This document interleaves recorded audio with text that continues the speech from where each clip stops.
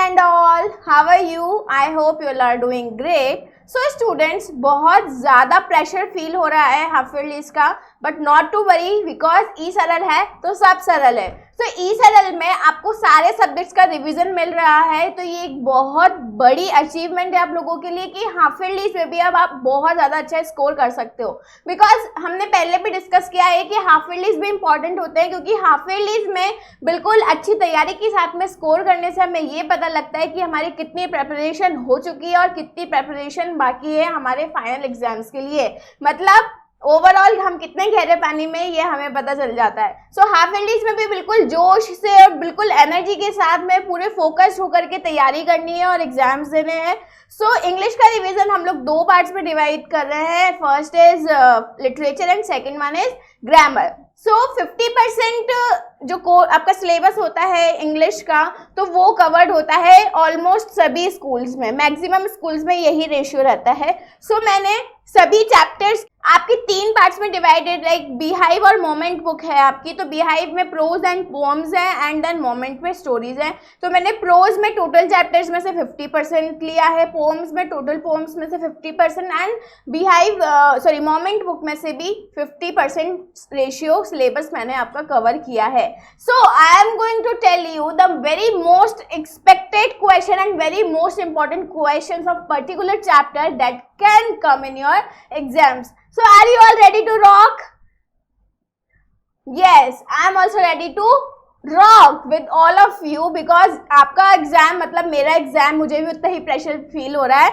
So here we go with the most expected questions of English literature of class 9. Okay, so our first question is, what kind of teachers did Margie and Tommy have? How are they different from teachers in the book? So students, यहाँ पर मैं आपको एक बात बोलना चाहती हूँ। देखो, सबसे पहले जैसे ही क्वेश्चन आता है आपको उस क्वेश्चन के चैप्टर का टाइटल याद होना चाहिए और पोएम्स में आपको पोएट का नेम भी याद होना चाहिए।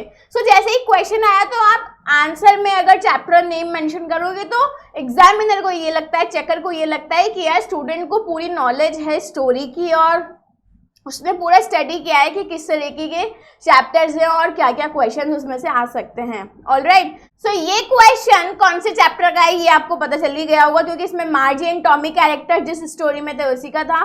तो ये हमारा चैप्टर है द फन दे हैड, हमारा फर्स्ट चैप्टर बीहाइव बुक का द फन दे हैड, जिसमें हमें ये बताया गया है कि रोबो यानी कि रोबो आने वाले ईयर्स में जो है 2050 में रोबोज हमें पढ़ाने वाले हैं, ना कि human teacher. Alright, so what kind of teachers did Margie and Tommy have, how are they different from teachers in the book.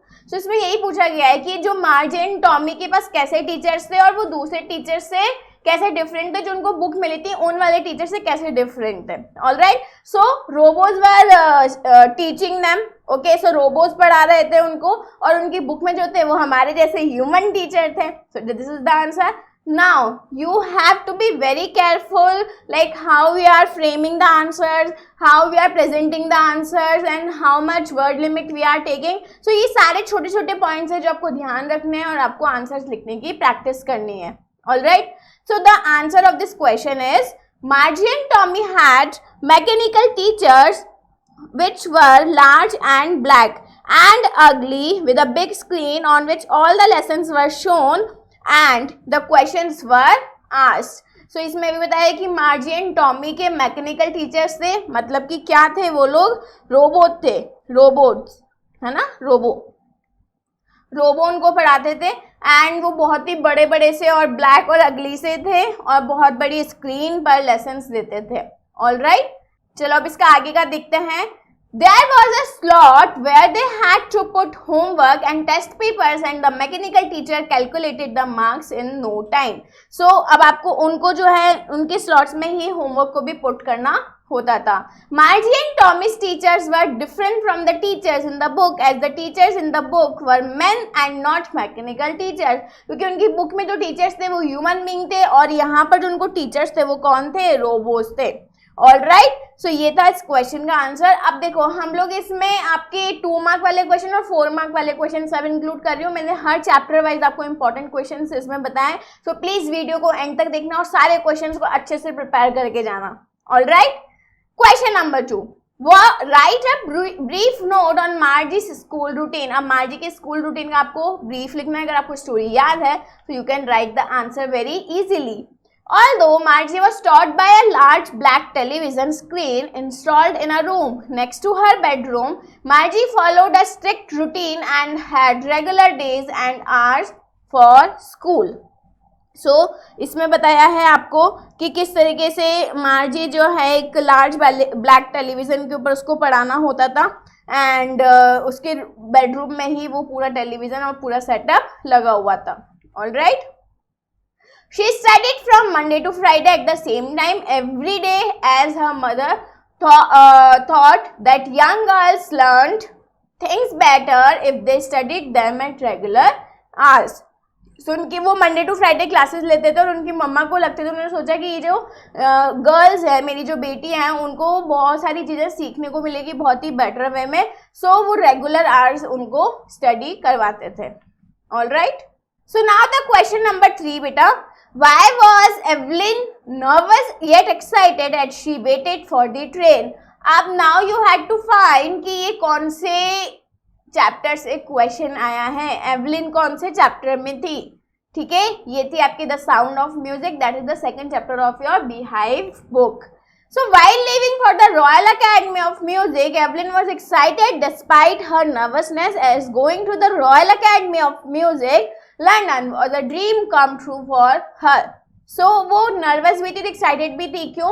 अगर आपको कोई ड्रीम है और जिसको आप पूरा करना चाहते हो और उसको मतलब उसको क्लोज आ रहे हो तो आप एक्साइटेड भी होते हो, लेकिन at the same time you get nervous as well. जैसे भी आपके एग्जाम्स आने वाले हैं तो आप बहुत एक्साइटेड होंगे कि हाँ यार मेरी प्रिपरेशन ऑलमोस्ट कंप्लीट हो चुकी है, बट आप नर्वस भी होंगे एट द सेम टाइम कि रिजल्ट क्या होगा. सो वही सिचुएशन थी एवलिन की जब वो royal academy of music London में जा रही थी उसके सपने को सच करने के लिए. She was going to join a 3-year course in an institute she had dreamed of joining. It excited her to think that despite her hearing impairment, she had made her way to such a prestigious institute. So उसका जो सपना था वो सच करने के लिए जा रही थी. 3-4 years का जो कोर्स था उसको वो ज्वाइन करना था वहाँ पर जाके. So इसीलिए वो बहुत ज़्यादा excited eight the same time nervous भी थी. So next question.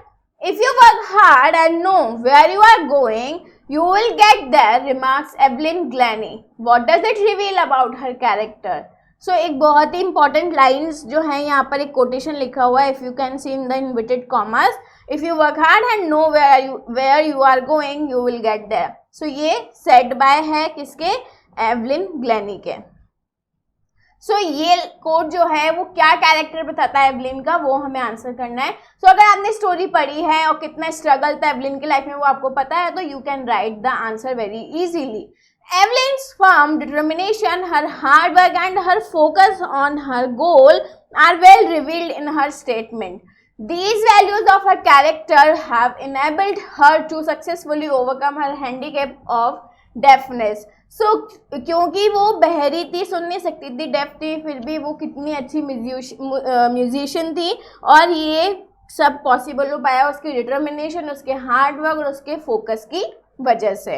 Though she developed hearing impairment at the young age of 8 and became profoundly deaf by the age of 12, she has never let it become a stumbling block in her way to success. तो उसने उसकी deafness को जो है कभी भी उसके success के रास्ते में कभी आगे आने नहीं दिया और उसने उसी के साथ में हार्ड वर्क किया.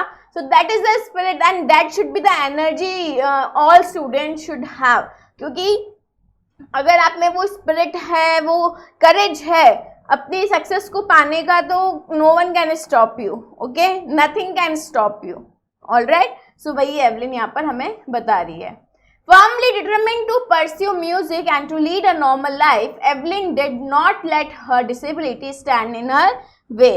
The encouragement and training provided by percussionist Ron Forbes paved the way for her advancement and she stuck to path with. So Ron Forbes ने हमेशा उसको इंस्पायर किया, जो खुद एक percussionist थे बहुत ही अच्छे, तो उन्होंने उसको हमेशा आगे सपोर्ट किया.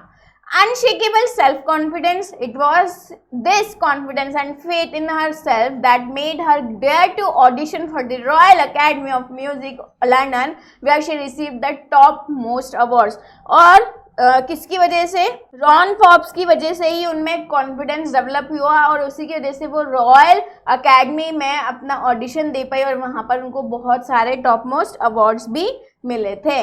All right. Evelyn is very hardworking. She has worked hard.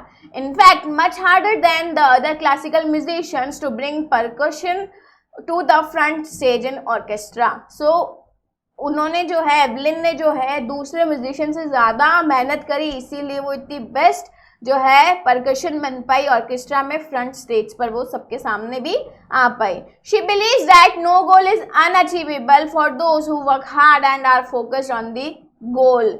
सो वो ये सोचती है कि अगर आप बिल्कुल फोकस्ड और वर्क हार्ड करें तो ऐसा कोई गोल नहीं है जिसको आप अचीव नहीं कर सकते.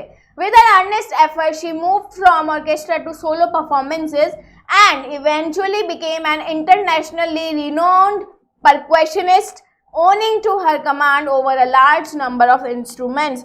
So सबसे पहले वो क्या है ऑर्केस्ट्रा के साथ में इंस्ट्रूमेंट्स को प्ले करती थी, उसके बाद में वो इंडिविजुअल परफॉर्मेंस देनी शुरू करा उन्होंने और अब जो है वो इतने सारे इंस्ट्रूमेंट्स को प्ले कर सकती थी और वो भी इंटरनेशनल लेवल पर जानी जाती थी एज अ परकशनिस्ट और the musician. Her courage and confidence to rise above her disability has made her a source of inspiration for all. So उनकी जो डिसेबिलिटी थी उसकी वजह से नहीं, उनका जो कॉन्फिडेंस था उस कॉन्फिडेंस की वजह से वो बहुत सारे करोड़ों लाखों लोगों की इंस्पिरेशन बनी. Alright, so this was the question from The Sound of Music and it can come in your 4 mark. Alright, so next question. How did Kezia feel in presence of her father? So now can you guess which chapter is this? कौन से chapter से है Kezia?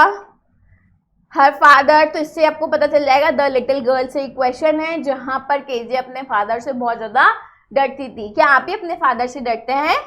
I think boys तो डरते होंगे लेकिन girls कम होती है जो अपने फादर से डरती है है ना. So Kezia was scared of her father, but इस स्टोरी में केजिया अपने फादर से बहुत ज़्यादा स्कैर्ड रहती थी. As he looked like a giant, every morning he used to give her a goodbye kiss. So Kezia जो थी वो अपने फादर से बहुत ज़्यादा डरती थी, उसको लगता था ये बहुत ज़्यादा जायंट है और एवरी मॉर्निंग उसके पापा उसको गुड बाय किस दिया करते थे जब वो ऑफिस जाते थे. She used to feel uncomfortable till her father was at home. She even stammered while answering him. So जब भी उसके पापा घर पे होते थे तो उसको बहुत ज़्यादा केजिया को अनकम्फर्टेबल फील होता था और अगर उसको कुछ आंसर करना पड़ता उसके पापा को तो वो स्टैमर करती थी, मतलब बीच बीच में अटक अटक करके आंसर करती थी. He scolded her one day and even beat her for tearing some of his important papers. But when Kezia used to cry during the night, he would cry her to his room. So एक बार क्या हुआ, उसके पापा ने उसको बहुत डांटा और मारा भी क्योंकि उसने एक बार उसके फादर के इम्पोर्टेंट पेपर्स को टेयर कर दिया था, फाड़ दिया था.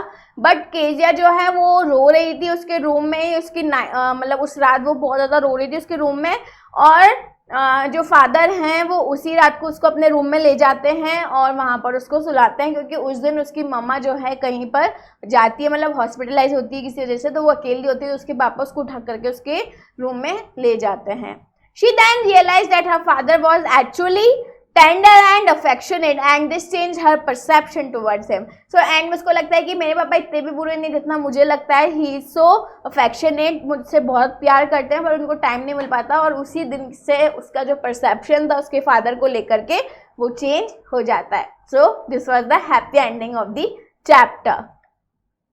Next question, again the little girl से question है, how did Kezia's negative attitude towards her father change? So Kezia का जो नेगेटिव एटीट्यूड था उसके फादर के लिए वो कैसे चेंज हुआ था? When their mother was hospitalized, her grandmother went to stay with. ये देखो ये क्वेश्चन जो है ना बहुत बार पूछा जाता है, ठीक है, बहुत इंपॉर्टेंट क्वेश्चन है ये. वैसे ही सारे इंपॉर्टेंट है लेकिन this is the most important question. So when her mother was hospitalized, her grandmother went to stay with her. Kezia used to sleep alone at night. She was so scared that she started shouting at night. So एक दिन जब उसकी मम्मा hospitalise थी और उसकी grand mother जो थी वो उनकी मम्मा के साथ में गई थी, तो वो अकेली थी वहाँ पर. सो वो बहुत ज़्यादा डरी हुई थी और रात में जो है चिल्लाने भी लग गई थी. She had nightmares and trembled a lot with fear. Then her father came to her room and took her into his arms to comfort her. फिर उसको बहुत नाइटमेयर्स क्या होता है? बैड ड्रीम्स, है ना, मतलब कि पूरे सपने. सो वो बहुत ज़्यादा डर के मारे ट्रैम्बल कर रही थी. सो उसके फादर आते हैं उसके रूम में और उसको उठा करके अपने फादर खुद के रूम में ले जाते हैं उसको कंफर्ट फील करवाने के लिए. She felt secure with her father near her. Then she realised that her father was busy with work and had no time to play. और उसको फिर अपने फादर के साथ में जाकर के बहुत सिक्योर फील होता है. वो सोचती है कि मेरे पापा को टाइम नहीं मिलता है, लेकिन ये मतलब बिजी रहते हैं, लेकिन ये मुझसे प्यार भी बहुत करते हैं. She even realized that her father loved her but did not have the art of expressing it. Thus, her attitude towards her father changed from negative to positive. So, यहाँ पर अगेन उसको लगा कि मेरे पापा मुझसे प्यार तो करते हैं लेकिन एक्सप्रेस नहीं कर पाते हैं. सो उस दिन से उसका परसेप्शन जो था नेगेटिविटी वाला वो पॉजिटिविटी में बदल गया था उसके पापा के लिए. All right. So our next question is, why does the world remember Einstein as a world citizen? Now, कौन से चैप्टर से ये क्वेश्चन है? जल्दी जल्दी से बता दो मुझे, जल्दी से सोच लो अपने ब्रेन्स में. Yes, a truly beautiful mind. So a truly beautiful mind में मिस्टर आइंस्टाइन थे, तो उन्हीं की चैप्टर से ये क्वेश्चन लिया गया है. So the world remembers Einstein as a world citizen as he was deeply hurt by the mass destruction in Japan. क्योंकि जापान में जो है एक मास डिस्ट्रक्शन यानी कि वो बहुत बड़ा लॉस हुआ था वहाँ पर बल्क में, मतलब बहुत ग्रुप में, तो उसकी वजह से वो डीपली हर्ट थे. All right. सो इसीलिए जो है आइंस्टाइन को एज अ वर्ल्ड सिटीजन भी याद रखा जाता है. He wrote to the United Nations for a world government and campaigned for peace and democracy in the world. He worked for humanity across countries and for the formation of a world government. उन्होंने United Nations को ये letter भी लिखा था, ठीक है, campaign के लिए और मतलब पूरे पीस एंड डेमोक्रेसी के लिए दुनिया में. एंड उन्होंने हमेशा ह्यूमैनिटी के लिए काम किया है, बहुत सारी कंट्रीज़ के लिए, और इसीलिए उनको एज अ वर्ल्ड सिटीजन याद रखा जाता है आज भी. नेक्स्ट क्वेश्चन, तो वो क्वेश्चन आपके 2 मार्क में आ सकता है. All right. What was Einstein's contribution to the knowledge of science? हाँ, ये तो इस क्वेश्चन का आंसर तो सभी लोग इजीली दे सकते हैं क्योंकि हम लोग तो साइंस भी पढ़ते हैं, right. Which values in his character made him global citizen? But the next question is related to your chapter कि वो उनको ग्लोबल सिटीजन के कैरेक्टर में कैसे डिफाइन करता है.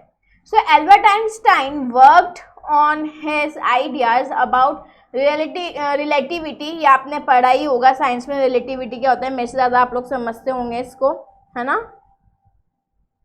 सो रिलेटिविटी जो है, so Albert Einstein worked on his ideas about relativity and in 1905 he published his special theory of relativity according to which time and distance are not absolute. तो उनकी theory के according time और distance जो है वो absolute नहीं होता है.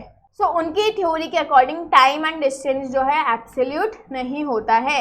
His theory about the relationship between mass and energy was developed into the formula that is famous formula that is E = mE2. तो ये फॉर्मूला जो है ये तो आपको पता ही होगा कि कितना ज़्यादा फेमस है ना. तो ये तो आपको पता ही है कि E = mE2, ये तो आप पढ़ते ही आ रहे हैं. तो ये फॉर्मूला उन्होंने दिया था, ठीक है. मेड हिम अ रिनोन्ड साइंटिस्ट, और इसी की वजह से उनको रिनोन्ड साइंटिस्ट जाना जाता है इस पूरे वर्ल्ड में. Einstein earned international acclaim with the publication of his general theory of relativity, उनको पूरे वर्ल्ड में जो है क्लेम मिला किसकी वजह से, उनकी थ्योरी रिलेटिविटी की वजह से, विच enabled him to calculate in advance the extent of the deflection of light from fixed stars as it passed through the gravitational field of the sun। अभी जो टेक्निकल टर्म्स है वो आप ज़्यादा समझ सकते हो क्योंकि ये सब किससे रिलेटेड है, साइंस से, जो आप पढ़ते ही हो, है ना। चलो, the theory was declared as a scientific revolution, और उनकी थ्योरी जो है वो साइंटिफिक रेवल्यूशन डिक्लेयर्ड हुई थी by the newspapers. For his contribution to the development of science, Einstein was awarded by the Nobel prize for physics in 1921। So 1921 ये याद रख लेना कि 1921 में उनको नोबेल प्राइज़ मिला था, किसके लिए, फिजिक्स के लिए, क्योंकि उन्होंने साइंस में एक बहुत बड़ी अचीवमेंट को, रेवोल्यूशन लेकर के आए थे वो साइंस के फील्ड में। ऑलराइट, तो 1921 ये आपको याद रखना है। This is a very important year for Albert Einstein and for the whole world as well. After this, a number of honors were bestowed upon him. He was against arms build-up. He advocated peace and democracy in the world. So बहुत सारे जहाँ पर उनको praises, honors मिल रहे थे, लेकिन वो वो कर रहे थे पीस और डेमोक्रेसी के लिए। He did not want that his invention should be misused. वो नहीं चाहते थे कि जो उनका इन्वेंशन है वो मिसयूज़ किया जाए, किसके जैसे, लाइक एटॉमिक पावर की, मतलब उसका मिसयूज़ करके उनकी जो थ्योरी है उसका मिसयूज़ नहीं किया जाए। ही thought of humanity of world peace and democracy, उन्होंने हमेशा ह्यूमैनिटी, डेमोक्रेसी एंड पीस के बारे में सोचा। All this values in his character made him a global citizen. So इन्हीं सब कैरेक्टर्स की वजह से उनको हमेशा ग्लोबल सिटीजन भी बोला जाता है। Alright, I hope you have understood this question. This is also very important question। इस चैप्टर से एक क्वेश्चन तो आता ही आता है, ये फिक्स है। चलो, so our next question is read the extract given below and answer the question that follow। so अब आपके extract वाले questions भी आते हैं, है ना, एक्सट्रैक्ट वाले क्वेश्चंस भी आते हैं। सो मैं एक्सट्रैक्ट लिया है यहाँ पर और उसमें क्वेश्चंस गिवन होते हैं उस एक्सट्रैक्ट के अकॉर्डिंग। जैसे जो एक्सट्रैक्ट दे रखा है आपको, ये एक्सट्रैक्ट आपको पढ़ना है और इससे जो रिलेटेड क्वेश्चंस हैं वो आपको आंसर करने हैं। So then took the other just as fair and having perhaps the better claim because it was grassy and wanted well, though as for that the passing there had worn them really about the same. So ये lines पढ़ करके हम देख सकते हैं कि ये क्या है, एक पोअम से ली गई लाइन्स है। अब कौन सी पोअम से ली गई लाइन है, the road not taken, the road not taken poem से ये लाइन्स जो हैं वो ली गई हैं। सो अब क्वेश्चन 1 पढ़ते हैं, name the poem and the poet. देखो मैं आपको बोल रही हूँ कि आपको पोअम का और पोइट का नाम याद होना चाहिए। सो यहाँ पर फर्स्ट क्वेश्चन ही पूछ लिया कि पोअम का और पोइट का नाम क्या है। सो पोअम का नाम हमने बता दिया, the road not taken. Poet का नाम आप बता दीजिए कि क्या है, आ गया याद? चलो आगे देखते हैं। सो पोअम का नाम है हमारा रॉबर्ट फ्रॉस्ट। क्या नाम है, रॉबर्ट फ्रॉस्ट। सेकेंड क्वेश्चन है, identify the line from the given extract that describe the road that the poet took. So because it was grassy and wanted wear, that's why the line describes the road that he poet took। so आपको पूरा answer लिखना है, मैंने आपको hint दे दिया है इसमें answer को। so you need to write the full answer of it। so next question है, what does the other refer to। अभी जो the other है पोअम में, जो आपकी स्टैंजा में the other लिखा हुआ है वो किसको रेफर करता है, ये फर्स्ट लाइन में जो लिखा हुआ है ये बताना है आपको। so the other refers to the road that not poet took। so ये वो रोड है जो पोएट ने नहीं लिया, नहीं चूज किया, उस पाथ के लिए द अदर यूज किया गया है। Next, what is the antonym for the word fair. Very easy, fair का एंटोनिम बताना है यानी कि ऑपोजिट। तो वो क्या है, unfair. Which expression means that nobody walked on the road taken by the poet. Wanted where is the expression which means that nobody walked on the road taken by the poet। so wanted where है इसमें, जो कि expression ऐसा है जिसमें जिस road पर आज तक कोई भी नहीं गया, उस रोड के बारे में पोएट इस पोएम में बात कर रहे हैं। ऑलराइट, तो इस तरीके से एक्सट्रैक्ट क्वेश्चन भी आपके एग्जाम्स में आ सकते हैं। So our next question is what do the two road symbolise in the first stanza, what is the significance of choosing a road. अब देखो रोड आ रहा है तो आपको ये समझ आ जाना चाहिए कि the road not taken by Robert Frost poem से ये क्वेश्चन लिया गया है, ठीक है। So the two roads that the poet traveler faces in his walk or journey are symbolic of the choices that we have to make in our life। मतलब कि हमारे लाइफ में भी जब भी हम कोई डिसीजन लेते हैं तो दो पाथ हमेशा होते हैं। So the journey or a simple walk itself is a metaphor for the great journey of life, whether one should adopt the way of spiritualism or materialism, ठीक है। सो इस तरीके से दो पाथ के बारे में हमें इस स्टोरी में बताया है। जो दो रोड हैं, जो दो पाथ है, वो किससे सिंबलाइज किए हैं, हमारी लाइफ के पार्ट से, कि हमारी लाइफ की जर्नी में हमें कोई डिसीजन लेना होता है तो हम कैसे, कौन सा पाथ, स्पिरिचुअलिज्म या फिर मटेरियलिज्म में से कौन सा पाथ चूज करते हैं।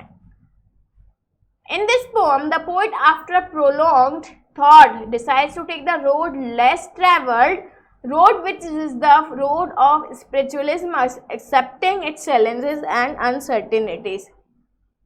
so poet अब उस पाथ को यूज करते हैं जहाँ पर उस पाथ पर बहुत कम लोग गए हैं, वो स्पिरिचुअलिज्म का पाथ है, चाहे वहाँ पर चैलेंजेस हो सकते हैं, अनसर्टिनिटीज हो सकती है, बट उन्होंने वही पाथ यूज किया है। The decision is final and irreversible and it has its own consequences, may be positive or negative। so जो डिसीजन है वो रिवर्सेबल है, मतलब उसको फिर से आकर के वापस दूसरा रास्ता चूज नहीं कर सकते, उसको रिवर्स नहीं कर सकते हैं। सो उसके खुद के जो भी कॉन्सिक्वेंसेस है वो हमें ही फेस करने होंगे।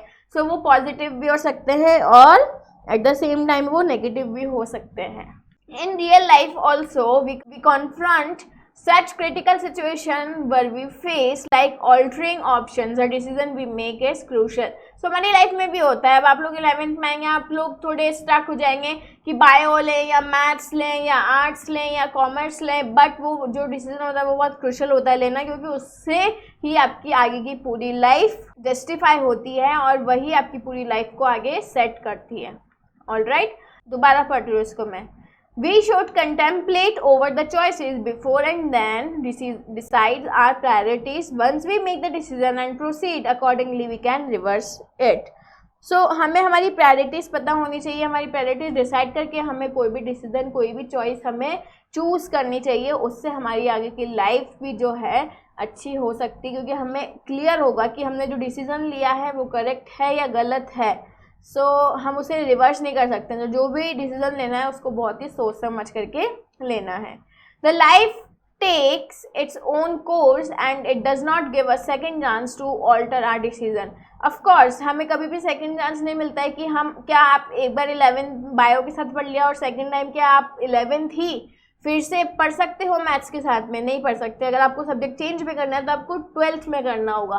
सो लाइफ इस चीज़ में कभी सेकंड चांस नहीं देती है। So change hence we should decide wisely about the choices we make. तो हमें बहुत ही वाइजली हमारी चॉइसेस को चूज करना चाहिए, क्योंकि वही हमारी लाइफ को आगे आइडेंटिफाई करती है। Next question, what does the poet think of the wind god's attitude to the request of people. So जो विंड की गॉड हैं, अभी कौन सी, देखो पोएम का नाम ही आपके क्वेश्चन में लिखा हुआ है, that is wind. Wind poem से ही लिया हुआ क्वेश्चन है, ठीक है। So the poet believes that the wind god is indifferent to the request of people, even though people request him to blow gently, he does not pay and heed to their pleas. So जो poet है वो believe करते हैं जो wind God हैं, जो हवा के देवता हैं, वो अलग हैं। अगर मतलब to the request of people, even though people request him to blow gently, does not pay and heed of their pleas. So उनको लगता है कि जो विंड गॉड हैं वो हमारे बोलने पर भी ध्यान नहीं दे रहे हैं और विंड को जो है बहुत ही जेंटली ब्लो नहीं कर रहे हैं। He is defect and does not care about the wishes of people. और जो विंड गॉड है वो लोगों की विशेज का कोई ध्यान नहीं रखते, उनको कोई केयर नहीं है। It means that the intensity of the wind is beyond human control. और इसका मतलब ये कि जो हवा होती है, जो डिस्ट्रक्शन होता है, वो ह्यूमन कंट्रोल नहीं होता है, वो ह्यूमन कंट्रोल से बहुत ज़्यादा बियॉन्ड होता है। ऑलराइट, नेक्स्ट क्वेश्चन बच्चों, What does the poet want people to have firm bodies and strong hearts? So poet ऐसा क्यों चाहते हैं कि people को, लोगों को हमेशा अपनी bodies firm बनानी चाहिए और strong heart रखना चाहिए? Again, this question comes from the Wind poem, है ना? In life, people have to encounter the winds of hardships, unfavorable circumstances and big obstacles. If people are infirm, unhealthy and weak-willed, they will be defeated by these difficulties. So अगर लोग जो हैं unhealthy हैं, weak हैं और infirm हैं, तो वो अपनी difficulties को कभी भी defeat नहीं कर सकते हैं। बट अगर वो strong हैं, हार्डशिप्स को फेस रखने का जज्बा रखते हैं, एनर्जी रखते हैं, तो वो कोई किसी भी सर्कमस्टेंसेस में अपनी प्रॉब्लम्स को इजीली सॉर्ट कर सकते हैं। But if they are physically strong and mentally confident, they can resist all the hardship bodily and boldly and successfully. Next question, why does the poet call the sound of the rain as refrain? अब ये कौन से poem से है? Rain on the roof, ठीक है, rain on the roof.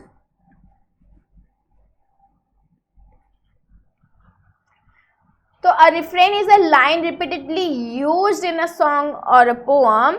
The drops of rain produce a piece of distinct and continuous music by way of their pattering. किसके ऊपर पैटरिंग कर रही थी? जो टाइल्स लगे हुए थे रूफ के, उसके ऊपर जब ड्रॉप्स गिरे थे तो जो साउंड क्रिएट हो रहा था उसको पैटरिंग बोलते हैं। This repetitive sound of the rain is called refrain bye the poet. Stanza number 1 में ये गिवन था, इसलिए मैंने ये लिखा है, ठीक है। सो इसीलिए रिफ्रेन बोला गया है, जो उनकी रिपीटेटिव साउंड आ रही थी पैटरिंग की, रेनिंग की, तो इसलिए उसे रिफ्रेन बोला गया है। How does the poet react to the sound of the rain falling on the roof? या फिर ये क्वेश्चन पूछा जा सकता है इस तरीके से, again the very very very important question, what is the effect of the sound of the rain on the heart and mind of the poet? Poet को अपना चाइल्डहुड याद आ गया था, अपनी मम्मी के साथ का टाइम याद आ गया था। So the poet's heart and mind react strongly to the sound of the rain falling on the roof. He is in a blissful mood as he enjoys the comfort of his bedroom, leisurely listening to the music of the rain. The music stirs a corresponding echo in the heart of the poet. His heartbeat responds to the sound of the rain by its rhythmic throbbing. He gets engrossed in fanciful dreamy thoughts. So ये सब वो बहुत ज़्यादा relax कर रहा था अपने room में, तभी वो अपनी ओल्ड मेमोरीज को भी रिमाइंड कर रहा था। Okay. Moreover, the rain awakens many memories of the past. Particularly, it revives the memory of his mother, जो मैंने अभी आपको बताया, as she looked at her children very affectionately before she went to sleep in her room. So mummy हमेशा अपने बच्चे को प्यार से सुला के जाती है, जब भी वो सो जाती है उससे पहले देखती कि मेरा बच्चा सो गया है नहीं, तो वो सारी चीज़ें पोएट को बहुत ज़्यादा याद आ रही थी। Okay? Next question. Briefly describe the major theme of the poem The Lake of Innisfree. देखो ऐसे भी क्वेश्चन हो सकता है जिसमें पोएम का नाम जो है वो गिवन है, nature versus city life. The lake isle of Innisfree, बहुत इंटरेस्टिंग पोएम थी ये। A major theme in The Lake Isle of Innisfree is nature versus the somber monotony of city life. Civilization as represented by London is monotonous and wearisome. So city और जो nature है दोनों की life को compare किया गया है इसमें, जो कंपेरेबल है भी नहीं, ठीक है। नेचर अपने आप एक हीलिंग पावर रखती है जो सिटी के पास नहीं होती है। On the other hand, Innisfree is a magical with its, he is not at peace because peace is there only at Innisfree. So nature के पास हमेशा हमें पीस मिलता है और वो कोई भी प्रॉब्लम को हील करने की ताकत भी रखता है, जो सिटीज़ में हमें नहीं मिलता है। Further, his use of Payment's Grey tells us that the urban environment in which he finds himself is exactly the opposite of the natural world he desires to return to. और जब वो city में जाता है तो बिल्कुल opposite, बिल्कुल reverse उसको वहाँ पर माहौल मिलता है. सो इसीलिए वो Innisfree अपनी जगह पर वापस आना चाहता है. On the other hand, Innisfree, which represents nature, is magical in its appearance. So Innisfree एक natural place है जो अपने आप में अपनी हीलिंग पावर को, मैजिक को शो करती है. Okay. The sounds and hears and the buzzing of bees, the flapping of the linnets, wings, the singing of crickets and the lapping of the lake water against the strokes, the sky is magical too. Now अब अगर आपको pome याद है तो you can write some of the lines of the poem, तो वो आपके answer में अच्छा एक इफेक्ट डालती हैं, है ना. So the dew drops from the sky in the morning light, the noon sky glows purple and the stars shimmer at midnight. So जो स्काई है वहाँ पर बहुत सारे ड्यू ड्रॉप्स होते हैं, मॉर्निंग लाइट होती है, नून में स्काई ग्लोज पर्पल कलर का and star shimmer at midnight. तो पूरा जो है पूरा डिफाइन किया है किसको, Innisfree को, जहाँ पर इतना सुंदर एनवायरनमेंट उसने देखा था. ओके. सो नेक्स्ट क्वेश्चन बेटा, what is the irony of the story the lost child. Now we have come on the book of that is moments. उसमें आपका फर्स्ट चैप्टर है द लॉस्ट चाइल्ड, जिसमें आपका first question है what is the irony of the story the lost child. So the irony of the story, The Lost Child, is that the child was sad and irritated at his parents' refusal to whatever he wanted to buy at the village fair, but it is the parents whom he sought frantically when he was lost, despite the men offering him everything that he had wanted to buy earlier. So the Lost Child में क्या होता है, जब उसके parents साथ में होते हैं तब उसको हर वो चीज़ चाहिए थी लेकिन पेरेंट्स रिफ्यूज़ कर देते हैं, और जब वो गुम हो जाता है और जब वो उस स्ट्रेंजर्स के पास में होता है और स्ट्रेंजर्स को सारी चीज़ें दिलाना चाहता है तब वो कुछ भी नहीं चाहता, वो केवल उसके मम्मी पापा चाहता था. Alright. So this was the irony of the chapter की जो हमारे पास जो चीज़ें हैं हम उसकी वैल्यू नहीं करते, उसके खो जाने के बाद भी उसकी वैल्यू करते हैं. Right. Next question from the same chapter, if you were the child lost in the spring festival what would you have done. तो बहुत इंटरेस्टिंग है. आप तो बोलते हो मज़े आ जाते हैं मैम, हम तो मतलब बिल्कुल मस्त ऐश करते हैं ना. If I were the child lost in the spring festival, इसमें मैंने अपना एक्सपीरियंस लिखा है, so you can write your own as well. I would have reacted in the same way as the child did. For a child, losing the sight of her parents for even a minute is bothersome. So परेशान तो हो जाते हैं अगर mummy papa नहीं दिखे थोड़ी देर के लिए. अब वो क्या होता है ना, हम लोग उनके पास ही रहते तो उनकी वैल्यू नहीं करते, लेकिन जब कभी ऐसी कोई सिचुएशन आ जाए then we get to know कि यार मम्मी पापा कहाँ चले गए, वो कितने इंपॉर्टेंट है. सो उनकी वैल्यू आपको हमेशा ही करनी चाहिए. All right. Though the child was irritated and sad at his parents saying no for whatever he wanted to buy, this was just momentary. So जो चाइल्ड था वो बहुत ज़्यादा इरिटेटेड और सैड हो गया था क्योंकि उसके पेरेंट्स उसको नहीं मिल रहे थे, और पेरेंट्स जो बोल रहे थे, मना कर रहे थे उसको कि नहीं ये नहीं मिलेगा वो नहीं मिलेगा, तो वो उसके लिए बहुत ही इरिटेटिंग भी था, लेकिन वो मोमेंट्री था क्योंकि जब वो गुम गया तब उसको समझ में आया कि पेरेंट्स की वैल्यू एक्चुअली होती क्या है. His wishes were not bigger than his parents. Toys, sweets, roundabout would have meant nothing to me if I were also separated from my parents in an incredibly crowded place. I would have also gone frantically searching for my parents, not caring about stampede or anything else. So अगर मेरे mummy papa गुम जाए तो भैया मैं भी ऐसे ही करूँगी, पहले अपने मम्मी पापा को खोजूँगी, मुझे भी कोई और चीज़ नहीं चाहिए होगी उस वक्त. ओके. आई होप आप भी ऐसे ही करो, बट आप भी मन में सोच रहे होंगे कि नहीं यार थोड़े दिन तो ऐश करेंगे, मजे करेंगे मम्मी पापा के बिना. It was just natural for that. देखो ये 4 मार्क का क्वेश्चन है इसलिए इतना लेंदी हम लोग कर रहे हैं ना. इट वॉज, आपको पैराग्राफ्स में लिखना है, एक साथ नहीं लिखना है, पैराग्राफ चेंज कर करके आंसर लिखना है. एक पैराग्राफ में 4 to 5 लाइन ओनली, है ना. 3 to 4, 4 to 5, 3 to 5.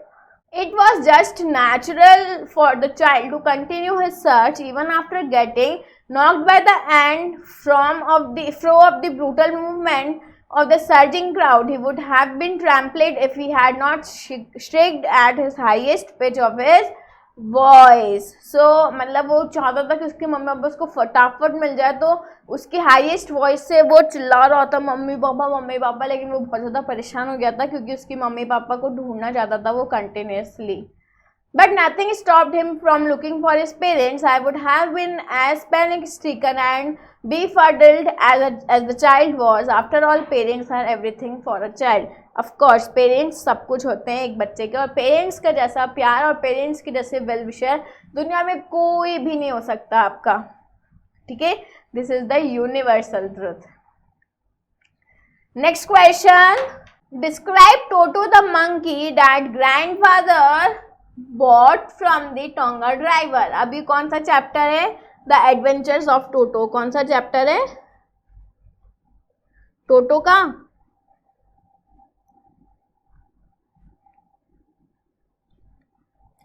Toto the monkey, है ना? सो टोटो द मंकी हमें डिस्क्राइब करना है. टोटो द मंकी को जो ग्रैंडफादर एक टोंगा ड्राइवर से लेकर आए थे. Toto was a pretty monkey with bright eyes that sparkled with mischief under deep-set eyebrows. He had pearly white teeth which he bared in a smile that frightened old Anglo-Indian ladies. So वो एक pretty monkey था जिसकी चमकीली sparkled eyes थी और एक शैतानी उसकी छुपी हुई थी उसकी eyebrows के नीचे. ठीक है, और उसके बहुत ही पर्ली वाइट टीथ थे, और जब भी वो स्माइल करता था तो लोग उससे डर जाते थे.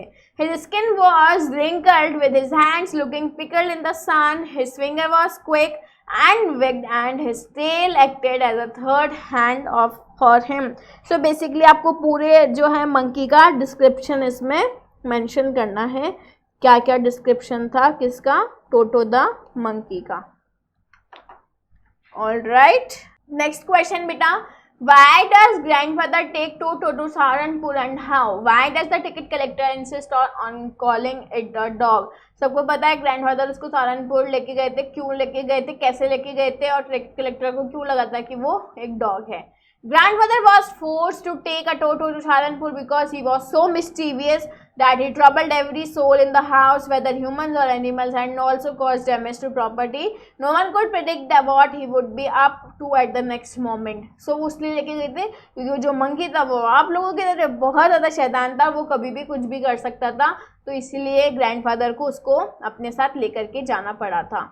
He took him tied in a canvas cloth bag which he could not chew his way out of. The ticket collector could not find the fare to be charged for a monkey in his rule book, so he decided to categorize the monkey on the basis of its size and charge the fare he would for a dog. So monkey के लिए जो ticket collector है वो charge नहीं कर सकता था, इसलिए उसने डॉग की तरह प्रिटेंड करके उससे फेयर कलेक्ट करने की कोशिश करी थी. ठीक है. Next question, how did Iswaran add a prologue to his story of an elephant? अभी कौन सा क्वेश्चन है, कौन सा चैप्टर है? I mean Iswaran the story teller, है ना?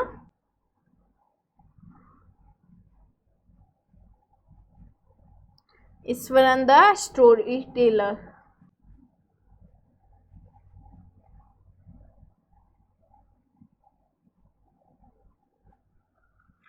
All right. Before starting the story, Iswaran gave a detailed description of the place. He said that the place was a rich wooded forest. The logs of wood were hauled by elephants on lorries, but sometimes the elephants turned mad. When an elephant turned mad, not even a skilled mahout could control it. माहौत कौन होता है? जो elephants को control करता है. तो ईश्वरन हमेशा foundation बना के स्टोरी सुनाता था जो रियल स्टोरीज की तरह लगती थी. Okay. Iswaran was a master storyteller. Describe his amazing capacity of narrating stories and anecdotes. So Iswaran was a mastery. ये बहुत important question है again. ठीक है. Very very very important. Iswaran was a master storyteller. He was fond of reading popular Tamil thrillers. The stories that he narrated were greatly influenced by these novels. He narrated even the smallest of incidents by creating a loss of suspense. So वो इस तरीके से stories create करता था, वो बहुत ही अच्छा story teller था. मतलब इस तरीके से क्रिएट करता था कि सामने वाले को ऐसा लगता था कि ये सच में ही सुना रहा है, ये सच में रियलिटी में हुआ होगा. For example, if he had to describe a fallen tree, he would not simply say that he saw an uprooted tree on the highway. बल्कि वो क्या कहेगा? He would say, the road was deserted and I was all alone. Suddenly I spotted something that looked like an enormous beast. Enormous मतलब massive. So, gigantic, very large. और huge. और massive और gigantic.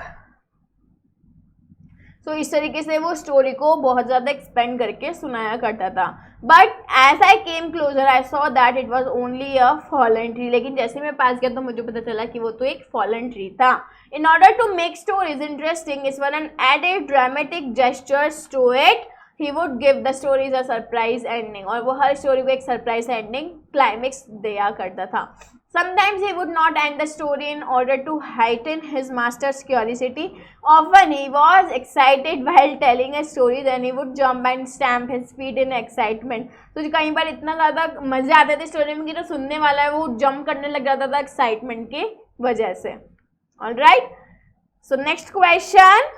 We are coming to the end so soon because we have seen lots of questions and all these questions are very important. Please trust me and go and please study all these questions. How did the king and his minister die in place of the guru and his disciple? ये कौन से chapter का question है? In the kingdom of फूल्स. कौन से chapter है ये? In the